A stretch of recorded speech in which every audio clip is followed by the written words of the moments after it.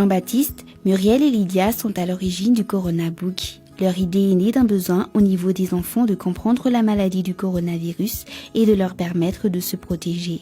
Jusqu'à ce jour, ils ont pu éditer environ 2000 exemplaires qui ont été distribués gratuitement au niveau de plusieurs écoles primaires à Antananarive et ses alentours. Lydia de Madagascar, elle a trouvé les dessinateurs, en fait, les dessins en France. Ensuite, c'est vrai que c'est surtout Jean-Baptiste et une association Un enfant par la main qui se sont occupés de l'adaptation, d'accord, les premiers l'adaptation, et puis Madagascar tout de suite, peut-être que je reviens là-dessus.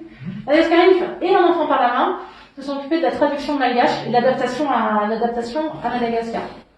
L'idée, je pense que ça a été de se dire que ce qui nous a tous intéressés, c'était le fait que ce soit des enfants qui aient participé à la création. Donc c'est un ouvrage qui a été réalisé par des enfants pour des enfants. Et on voit le dessin, donc, avec le coloriage, le collage, tout ça, ça a été réalisé par des enfants français. Et donc nous, dans notre objectif, c'était vraiment de s'appuyer sur cette expérience de l'enfant vers l'enfant pour pouvoir sensibiliser les jeunes de tous les pays. Le but du Corona Book n'est pas seulement d'enseigner les gestes barrières aux enfants.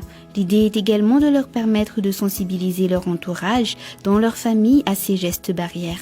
Comme le livre est très animé, selon Jean-Baptiste, les enfants sont très réceptifs et se prêtent facilement au jeu. Plutôt bien reçu, hein. Les enfants, je sais qu'ils le relisent plusieurs fois en classe. Nous, on l'a mis à disposition dans des écoles, mais aussi dans des centres d'accueil d'orphelinat. Donc on a pu toucher dans les orphelinats les enfants un peu plus petits aussi.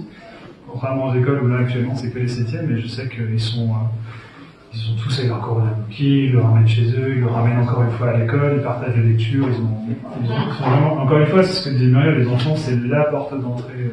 Enfin, il n'y a pas mieux qu'un enfant pour pouvoir pénétrer les ménages, sensibiliser les ménages de toute la famille.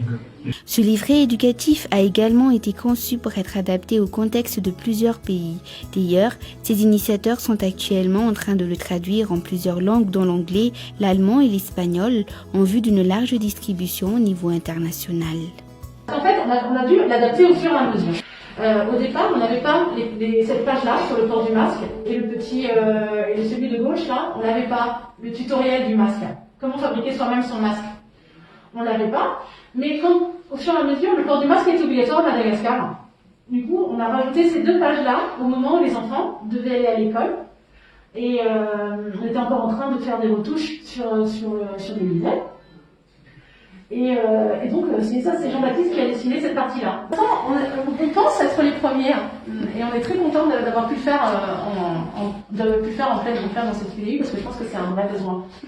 Et que les enfants, malgré tout le tapage, le battage médiatique actuel, les enfants ne comprennent pas.